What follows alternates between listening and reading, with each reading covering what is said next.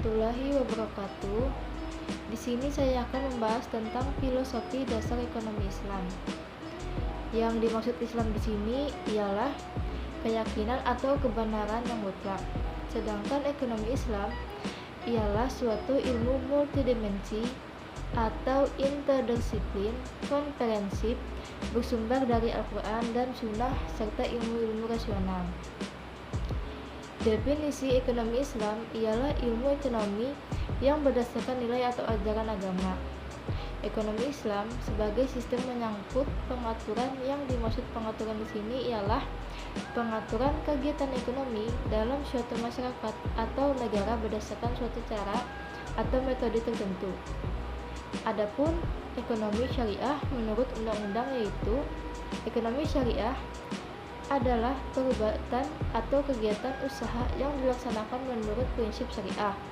Undang-Undang Nomor 3 Tahun 2006 tentang perubahan atas Undang-Undang Nomor 7 atau 1929 tentang Peradilan Agama Pasal 49. Kegiatan usaha ekonomi syariah menurut undang-undang antara lain yaitu: yang pertama, bank syariah; yang kedua, lembaga keuangan mikro syariah; yang ketiga, asuransi syariah; yang keempat, reasurasi syariah; yang kelima, reksadana; yang keenam, obligasi syariah dan surat berharga berjangka menengah syariah; yang ketujuh, sekuritas syariah; yang kedelapan, pembiayaan syariah; yang kesembilan, pengadaan syariah; yang kesepuluh, dana pensiun lembaga keuangan syariah dan bisnis syariah. Prinsip ekonomi syariah meliputi tauhid, persaudaraan, bekerja, dan produktivitas dan distribusi kekayaan yang adil.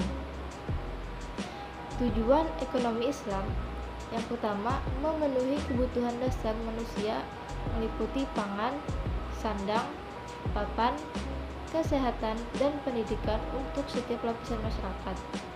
Yang kedua, memastikan kesetaraan kesempatan untuk semua orang, memastikan kepada setiap orang berkebebasan untuk memenuhi nilai-nilai moral.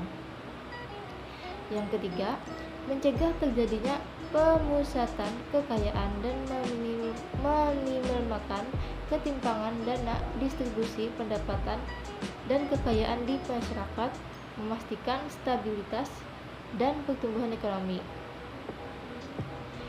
Filosofi ekonomi Islam meliputi asas suka, sama suka, asas keadilan, asas saling menguntungkan dan tidak ada pihak yang dirugikan, asas tolong-menolong dan saling membantu, serta dilarang untuk adanya pemerasaan dan eksploitasi. Ruang lingkup ekonomi Islam: yang pertama, memasuki akar permasalahan ekonomi yaitu konflik antar berbagai tujuan hidup, ketidakmerataan distribusi sumber daya, keterbatasan manusia, permasalahan ekonomi, kelangkaan relatif. Oke, lanjut ke materi selanjutnya yaitu tentang sumber hukum ekonomi Islam.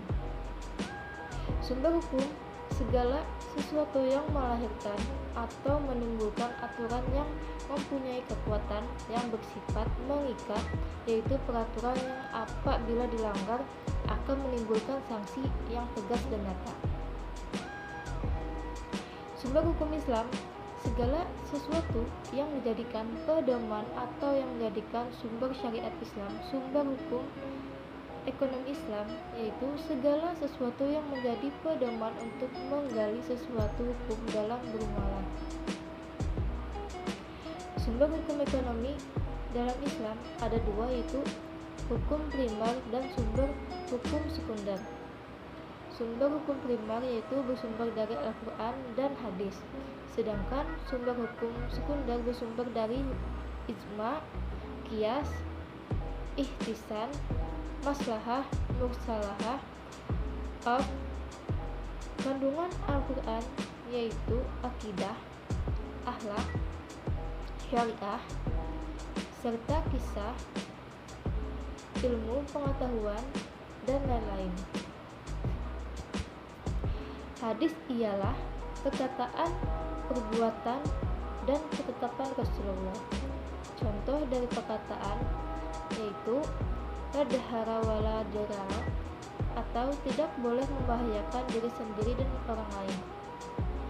Contoh perbuatan yaitu sholat 5 waktu.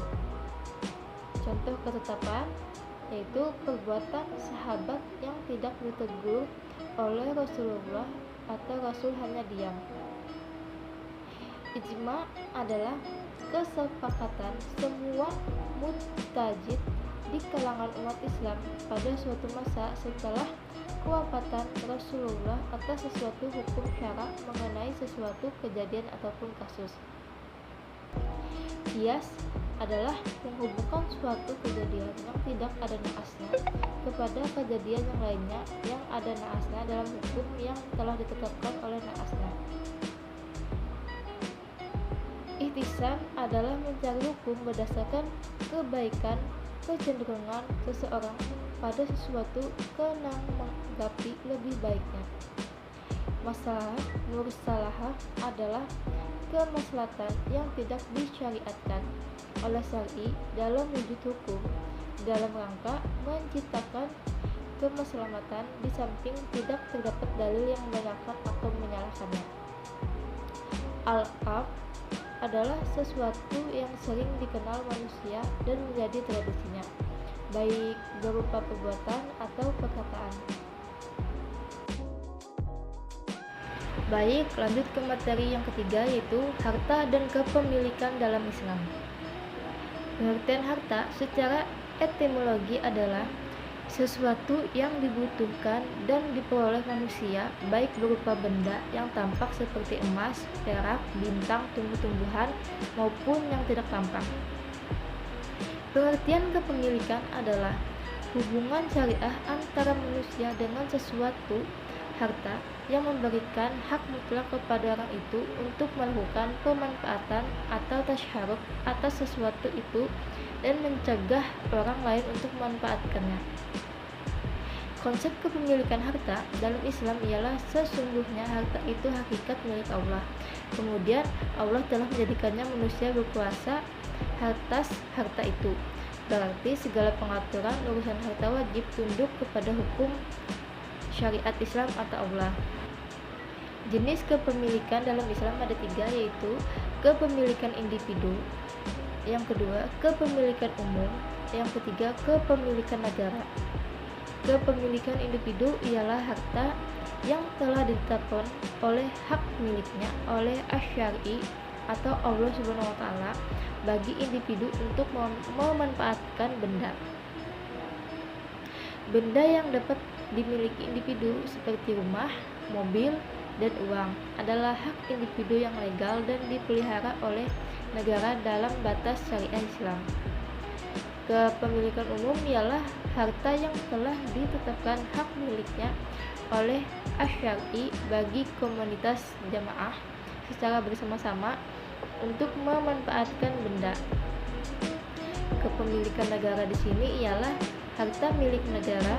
Setiap harta yang mengelolanya diserahkan kepada